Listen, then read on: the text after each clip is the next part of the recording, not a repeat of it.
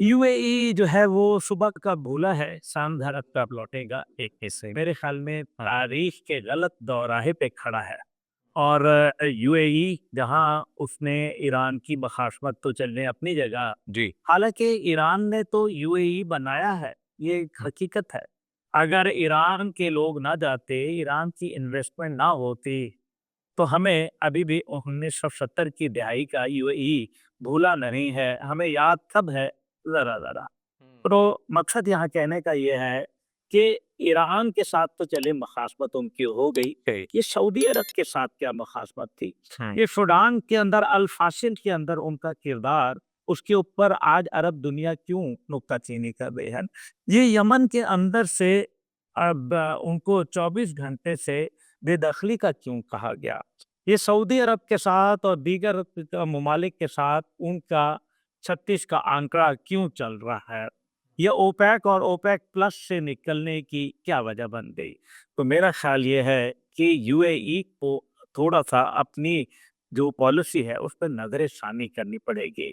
दुनिया जो एक राइज़िंग पावर है, जो कि मशरिक से बुलंद हो रही है, दुनिया उसके साथ जा रही है और सही। यूएई मगरिब के ढलते सूरज का सहारा लिए बना है। हुँ, उसका मुस्तकबिल मगरिब की तरह तारीक हो जाएगा। हुँ, यूएई जिसकी टोटल मईशत का दारोमदार 30% तेल की प्रोडक्शन के ऊपर है, 70% aviation industry, hmm, hospitality industry, होटलिंग industry, IT industry और टूरिज्म इंडस्ट्री से मुंसलिक है। हुँ। तो मुझे ये बताइए कि इस सारी जंग में यूएई ने क्या खोया, क्या पाया?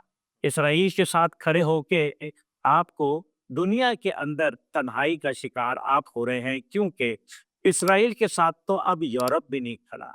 आज जो पेड्रो सांचेज़ तो जो स्पेन के वज़ीर आज़म हैं, जी। वो भी ये कह चुके हैं कि हमें जो एसोसिएट मेंबर के तौर पर इसराइल को यूरोपियन यूनियन से निकाल देना चाहिए।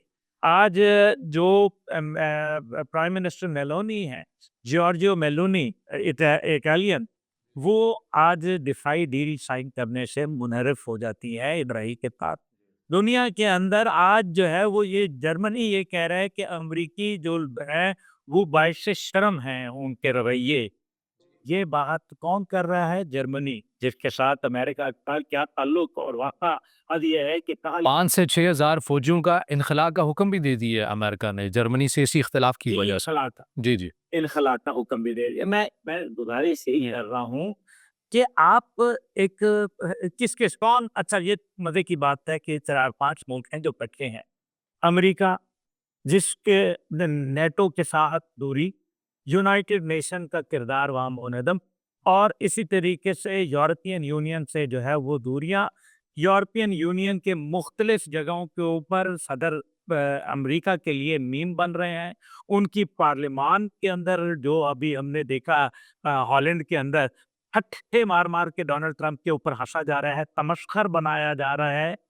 ये तमाम चीज़ें का वज़ाहत से बता रही हैं कि अमरीकी सूरज ग़रूब होने जा रहा है। हुँ, ईरान ने क्या किया?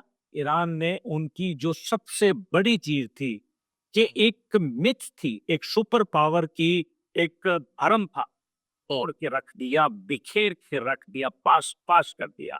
हुँ। उसके बाद उनकी टेक्नोलॉजी, कि हमारी टेक्नोलॉजी जो है वो दुनिया में बहुत सुपीरियर टेक्नोलॉजी है। जी, नाक़ाबिले आज तस्ख़ीर है। दुनिया हुँ, आज दुनिया ये फैसला करने पे आई है कि मुझे सी 3 जहाज चाहिए है जो कि तकरीबन हाफ अ बिलियन डॉलर का है, या मुझे वो टेक्नोलॉजी चाहिए है जो उसको उड़ा देती है। हुँ, आज दुनिया ये पूछ रही है कि सी 135 रिफ्यूलर चाहिए 5, या वो टेक्नोलॉजी जो उनको गिरा देती है।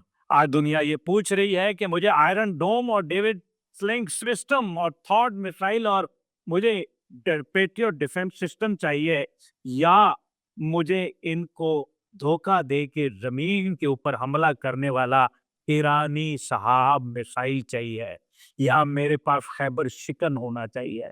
आज दुनिया ये सोच रही है कि 550 किलोमीटर स्पीड रखने वाला टॉमहॉक मिसाइल चाहिए, या 17,000 किलोमीटर फी घंटे की रफ्तार वाला ईरानी मिसाइल चाहिए। आज दुनिया ये भी बात कर रही है कि मुझे F-35 और A-10 थंडरबोल्ट और F-15E जैसे जहाज चाहिए या उनको गिराने वाला हथियार चाहिए।